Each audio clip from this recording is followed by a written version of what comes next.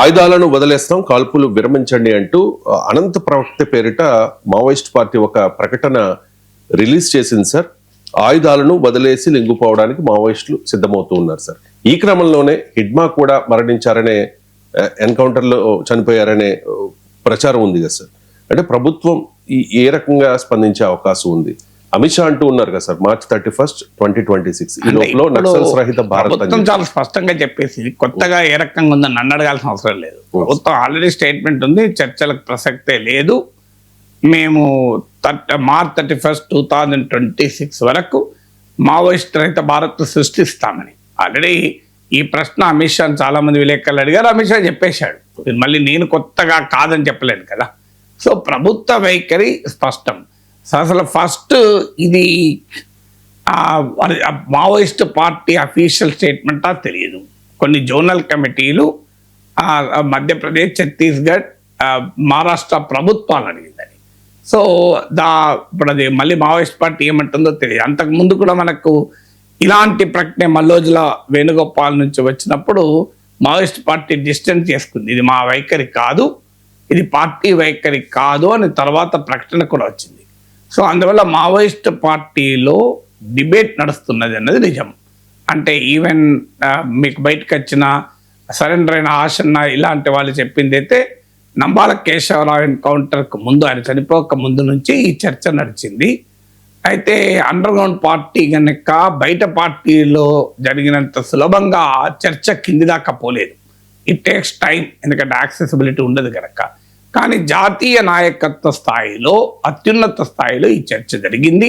ఈ చర్చను కింది వరకు తీసుకెళ్ళాలి అని అనుకున్నాం. ఈలోగా నంబాల కేశవరావు ఎన్కౌంటర్లో మరణించడమే కాకుండా ఈ నిర్బంధం పెరిగింది, దానివల్ల కింది దాకా తీసుకెళ్ళలేమని. దానివల్ల కాస్త మావోయిస్ట్ పార్టీలో ఆ కన్ఫ్యూజన్, అంటే చర్చల విషయంలో, ఆయుధాలు వదిలేయడం విషయంలో ఒక ఏకాభిప్రాయానికి రాకముందే ఈ పరిణామాలు జరిగాయి. అందువల్ల మావోయిస్ట్ పార్టీలో ఆ ప్రాసెస్ ఇంకా క్లించ్ కాకపోవడం వల్ల ఇలాంటి స్టేట్మెంట్లు వస్తున్నాయి. అందువల్ల ఇది కొందరి అభిప్రాయమా లేదా మావోయిస్ట్ పార్టీ అధికారిక అభిప్రాయమో తెలియదు. నిన్న కాక మొన్న మావోయిస్ట్ పార్టీ అఫీషియల్గా స్టేట్మెంట్ ఇచ్చారు, 300కు పైగా మావోయిస్టులను చంపేశారు మా క్యాడర్ను అంటూ. ఈ లొంగిపోయిన మల్లోజుల వేణుగోపాల్, ఆశన్నల్ని దేశద్రోహులు అంటూ కూడా మావోయిస్ట్ పార్టీ స్టేట్మెంట్ ఇచ్చింది. అందువల్ల అఫీషియల్ పార్టీ వైఖరి ఏంటో మనకు తెలియదు. సో ఇప్పటికీ ఇది అఫీషియల్ పార్టీ వైఖరా లేదా మావోయిస్ట్ పార్టీ వైఖరితో మీకు సంబంధం లేదు అంటుందో తెలియదు. అందువల్ల will have to wait and see అది కరెక్ట్గా ఎవరు అధికారికంగా మావోయిస్ట్ పార్టీ వైఖరి చెప్తున్నారని. ఒకటి మాత్రం నిజం, ప్రభుత్వానికి కనుక ఈ సమస్యను శాశ్వతంగా పరిష్కరించాలని కోరుకుంటే this is the appropriate time. ఎందుకు మావోయిస్టు బలహీనపడి ఉన్నారు, చర్చలకు వాళ్ళు సిద్ధంగా ఉన్నారు, ఆయుధాలు వదిలేసి చర్చలకైనా సిద్ధంగా ఉన్నారు. ఇప్పటి వరకు ఉండే సమస్య ఏంటంటే ఆయుధాలు వదిలేయమో అని చర్చలకు సిద్ధమన్నారు. మీకు రాజశేఖర రెడ్డి ప్రభుత్వంలో చర్చ జరిగినప్పుడు కూడా, అప్పుడు కూడా ఈ చంద్రబాబు నాయుడు ప్రభుత్వం ఉన్నప్పుడు ఈ చర్చ వచ్చింది, ఆయుధాలు వదిలేస్తే చర్చలని. నన్ను టీవీ ఛానల్ అడిగితే నన్ను ఆయుధాలు పట్టుకున్నారు కనుక నేను చర్చిస్తున్నావు కదనయ్యా, ఆయుధాలు వదిలేస్తే చర్చల్లో ముఖ్యమంత్రి కండిషన్ పెడితే ఎట్లా, ఆయుధాలు పట్టుకున్నందుకే చర్చిస్తున్నావు అని నేను ఒక ప్రపోజల్ కూడా ఆ టైంలో మీడియా ద్వారా పెట్టాను. ఒకటి, ఆయుధాలు వదిలేయమని కండిషన్ ప్రభుత్వం పెడితే సాధ్యం కాదు. 2, ఆయుధాలు ప్రదర్శిస్తామని మావోయిస్టులు అంటే సాధ్యం కాదు. ఆయుధాల ప్రయోగానికి మాత్రం విరామం ప్రకటించాలి అనేది నేను ఆ రోజు చెప్పిన ప్రిన్సిపల్. ఆయుధాలు వదిలేయమని ప్రభుత్వము కండిషన్ పెట్టకూడదు, మేము ఆయుధాలను ప్రదర్శిస్తూ ఉంటాము చర్చల సమయంలో అని మావోయిస్టులు చెప్పినా సాధ్యం కాదు. ఎందుకంటే ఏ రాజ్యము కూడా బహిరంగంగా ఆయుధాలు పట్టుకున్న వారిని ఉపేక్షించలేదు. అందువల్ల మీకు ఆయుధాలని తాత్కాలికంగా ప్రయోగానికన్నా బ్రేక్ వేయండి అని అన్నాను. కానీ ఇప్పుడు అది కూడా లేదు. ఆయుధాలు వదిలేయటానికి కూడా బహుశా మావోయిస్ట్ పార్టీ చరిత్రలో, అంటే భారతదేశంలో మిడ్ 60s ప్రారంభమైన ఈ విధానం, అంటే బెంగాల్లోని నక్సల్బరీలో చారు మజుందార్ పిలుపుతో స్టార్ట్ అయింది. చారు మజుందార్, కానో సన్యాల్ లాంటి వాళ్ళు అక్కడ వ్యక్తిగత హింసావాదం, ఇండివిజువల్ అనిహిలేషన్ అంటారు. Individual annihilation of the class enemy, వర్గ శత్రువుల నిర్మూలనతో ఈ భూమిని ఎరిపెక్కిస్తామని నినాదాలు రాసేవారు మా ఊర్లలో అప్పుడు గోడల పైన. తుపాకీ గుట్టం దారానే రాజ్యాధికారం వస్తుంది, వర్గ శత్రువుల రక్తంతో ఎరిపెక్కిస్తామని ఇలాంటి నినాదాలు ఉండేవి.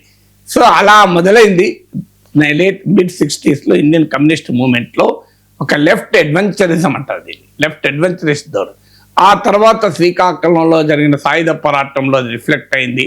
ఆ తర్వాత మనకు ఈ రెడ్ కారిడార్గా అనేక రాష్ట్రాలు, ఆంధ్రప్రదేశ్, తెలంగాణ, ఛత్తీస్గఢ్, మధ్యప్రదేశ్, బీహార్, ఒరిస్సా, మీకు ఇలా ఒక బెంగాల్ వరకు, నేపాల్ వరకు ఒక రెడ్ కారిడార్ అని జరిచింది. సో ఈ క్రమంలో అనేక నక్సలైట్ పార్టీలు సాయుధ పంతాను వదిలేసుకున్నాయి. మన దాంతో ఉదాహరణ మీకు బీహార్లో సిపిఐఎంఎల్ లిబరేషన్ ఒక బలమైన పొలిటికల్ పార్టీ, మహాగఠబంధన్లో భాగం కూడా. ఇప్పుడు మన దగ్గర కూడా జగిత్యాల నుంచి సిపిఐఎంఎల్ ఎన్వి కృష్ణయ్య ఎలక్ట్ అయ్యాడు. CPIML ప్రజాపంత new democracy mass line అంటారు ఇప్పుడు, సో పేర్లు మారాయి. దాని నుంచి మీకు గుమ్మడి నరసయ్య ఎలక్ట్ అయ్యాడు. సో ఇలా నక్సలైట్ పార్టీల నుంచి ఎమ్మెల్యేలుగా, ఎంపీలుగా, ఈవెన్ సిపిఐఎంఎల్ నుంచి పార్లమెంట్ దాకా కూడా ఎలక్ట్ అయ్యారు. సో ఆ మార్పు వచ్చింది.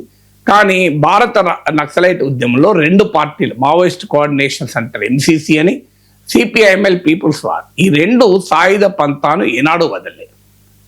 ఆ రెండు పార్టీలే ఆంధ్రప్రదేశ్లో ఉమ్మడి రాష్ట్రంలో చర్చల సమయంలో మెర్జ్ అయి సిపిఐ మావోయిస్ట్గా ఏర్పడ్డాయి.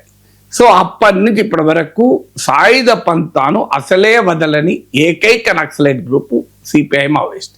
వాళ్ళ నుంచి ఇప్పుడు అవకాశం వస్తుంది కనుక రాజ్యం దాన్ని ఉపయోగించుకోగలగాలి. ఎందుకంటే అల్టిమేట్గా మావోయిస్ట్ పార్టీని ఎలా చూస్తాం, ఇది కేవలం ఒక తీవ్రవాద సంస్థ, దీనికి క్షేత్రస్థాయిలో ప్రజల్లో రూట్స్ లేవు, ప్రజా సమస్యలతో సంబంధం లేదు, ఇదేదో ఒక ఉన్మాదుల చర్య అని, ఇది ఒక law and order problem, security challenge అని మాత్రమే ప్రభుత్వాలు చూస్తే ఈ సమస్యకు తాత్కాలికంగా బ్రేక్ పడవచ్చు, కానీ మళ్ళీ ఏ సమయంలో ఎప్పుడు రోజు అవుతుందో చెప్పలేము. అందువల్ల దీన్ని ఒక పొలిటికల్ మూమెంట్, దారి తప్పిన రాజకీయ ఉద్యమమే కావచ్చు, ఇప్పుడు ఈ కాలంలో సాయుధ పోరాటం అనడం అర్థలేని నినాదమే కావచ్చు, వ్యక్తిగత హింసావాదాన్ని ప్రజాస్వామిక రాజ్యాంగ వ్యవస్థలు అంగీకరించిన సిద్ధాంతమే కావచ్చు, ప్రజా సమీకరణ లేకుండా ఫ్యాంటసీ, కొంతమంది తుపాకులు పట్టుకొని అసలు దేశాన్నే మార్చేస్తామనడం ఫ్యాంటసీ కావచ్చు, కానీ still it is a political moment. Political moment grounded in issues, జల్, జంగల్, జమీన్ అంటారు, అంటే నీరు, భూమి, అడవి, వీటి ఆధారంగా వచ్చినటువంటి ఒక పొలిటికల్ మూమెంట్. ఎప్పుడు కూడా పొలిటికల్ మూమెంట్ను తుపాకులతో ఎలాగైతే మావోయిస్టులు రాజ్యాన్ని మార్చలేకపోయారో, తుపాకులతో ఒక ఐడియాను చంపలేరు. You can't kill an idea. ఎప్పుడు కూడా you can kill a human being. 100 కాదు 500 మంది నక్సలైట్లను చంపచ్చు, కానీ can you kill an idea? ఇప్పుడు హిడ్మాను ఎన్కౌంటర్లో చనిపోయాడు, నంబాల కేశవరావు చనిపోయాడు, కానీ ఒక ఆలోచన, మావోయిజం అనేది ఒక ఆలోచనను తుపాకి పట్టి చంపలేవు కదా. సో అందువల్ల ఆలోచనను పొలిటికల్గానే డిఫీట్ చేయాలి, ఆలోచనను బలప్రయోగం ద్వారా డిఫీట్ చేయలేవు ఎప్పుడు కూడా. ఎందుకంటే ఆలోచన ఎట్లా కాల్చి పడేస్తావు? ఆలోచన పైన AK-47 మిషన్ గన్లు కాదు, కార్పెట్ బాంబింగ్ చేసిన ఆలోచన పోదు కదా. అందువల్ల ఆ ఆలోచనను పొలిటికల్గా ట్యాకిల్ చేయాలి. దానికి ఒక పరిష్కారం ఇప్పుడు మంచి అవకాశం, ఎందుకంటే మావోయిస్టులు వీక్ అయి ఉన్నారు, ఇప్పుడు రాజ్యం పైచేయి కూడా సాధించింది. There can be a meaningful discussion. ఈ సమస్యకు ఒక శాశ్వత పరిష్కారం చెప్పాలి, కానీ ప్రభుత్వ వైఖరి అలా లేదు. ప్రభుత్వ వైఖరి బలప్రయోగం ద్వారా మేము విజయం సాధించాం అని చెప్పుకునే ప్రయత్నం జరుగుతుంది. అది తాత్కాలికంగా బీజేపీకి రాజకీయ ప్రయోజనం ఇవ్వచ్చు, కానీ దేశానికి మాత్రం ఇది ప్రయోజనం కాదు. ఒక పొలిటికల్ మూమెంట్ను పొలిటికల్గానే డిఫ్యూజ్ చేయాలి, పొలిటికల్గానే ట్యాకిల్ చేయాలి. దాంట్లో ఇతర భద్రతాపరమైన కోణాలు ఉండొచ్చు, లేవని అంటలే, కానీ but it is essentially a political movement. ఇది ఒక్క భారతదేశంలో లేదు కదా. ఇప్పుడు నేపాల్లో మావోయిస్టులు ఉన్నారు, మీకు లాటిన్ అమెరికాలో కూడా ఉన్నారు, షైనింగ్ పాత్ అని, ఇలా రకరకాల మూమెంట్ ప్రపంచవ్యాప్తంగా ఉంది మావోయిస్ట్ మూమెంట్స్. సో అంటే ఆ ధోరణి, లెఫ్ట్ అడ్వెంచరిస్ట్ ధోరణి ప్రపంచవ్యాప్తంగా ఉంది. అందువల్ల there can be a sincere effort, ఒక మంచి అవకాశం. ప్రజల మౌలిక సమస్యల ఆధారంగా ఈ సాయుధ పంతా సరైనది కాదు, రాజ్యాంగంలో ఎన్ని లోపాలైనా ఉండనియండి, ప్రజాస్వామ్యంలో ఎన్ని లోపాలైనా ఉండండి, అది ఒక సమస్యలకు అది ఒక పరిష్కారం అనేటువంటి ఒక ప్రయత్నాన్ని సిన్సియర్గా ప్రభుత్వం మొదలు పెడితే భావి తరాలకు ఈ సమస్య లేని భారతదేశాన్ని ఇవ్వగలం. లేదంటే తాత్కాలికంగా పైచేయి ఉండవచ్చు, కాదని అనడం లేదు.